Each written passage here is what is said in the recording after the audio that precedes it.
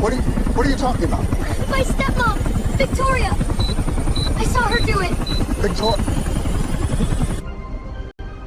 On a wind-whipped Manhattan helipad at dusk, the rotors churn the orange sky into cold steel flashes as Julian strides toward the waiting helicopter, coat snapping in the gusts, until Leo, 8 years old and already sobbing hard, sprints into frame and grabs Julian's overcoat with both hands, planting his small body in the path like a barricade. In a stable extreme close-up with the rotor roar ducked low enough to hear every broken breath, Leo pleads through tears, "Dad! Dad, stay away from that chopper!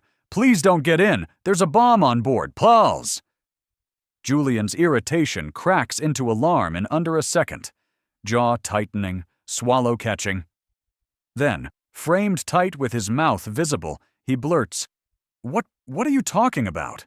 Leo's fists white-knuckle the fabric in an insert beat, and when we return to his face, he forces the truth out, chin tipping toward the high-rise windows. "My stepmom, Victoria. I saw her do it."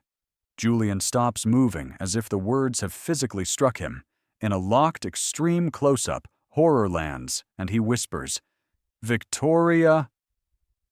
With no more dialogue, Julian pulls Leo back into a protective hold and scans between the helicopter and the building's glass, breathing hard, survival instinct fully awake, before the film cuts to proof in a grounded, non-instructional insert inside the cabin.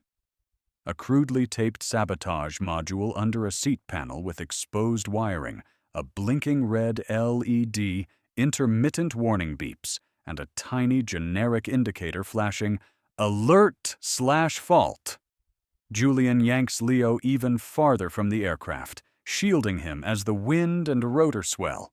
Then the helipad seems to hold its breath, and a blunt, concussive blast tears through the helicopter in the background, a violent white-orange bloom that turns instantly into smoke and flying debris as the aircraft collapses into wreckage without lingering on gore or detail. The shockwave rattles glass and throws dust through the gusts. But Julian is already down and covering Leo, the boy's warning having bought them the only thing that matters: distance and seconds. Up in the high-rise, Victoria doesn't see their escape, only the destruction, so her mouth curves into that slow, satisfied smile as if she's watching her future clear itself of obstacles. She lingers at the window, savoring her victory, convinced she's won, until movement below catches her eye, and, through the chaos on the pad, Julian and Leo step into view. Alive, steady, unmistakable. The smile drains from her face like color. In the cooler interior light, her confidence fractures into disbelief as consequences arrive with surgical calm. Security at her shoulder, phones already recording, radios crackling, doors unlocking not for her, but against her. Access revoked, accounts frozen, her name stripped from the life she tried to steal. And when she turns from the glass to flee, the hallway is already filled with the plain, unstoppable machinery of accountability. Law, procedure, restraints, so the ending lands quiet and absolute.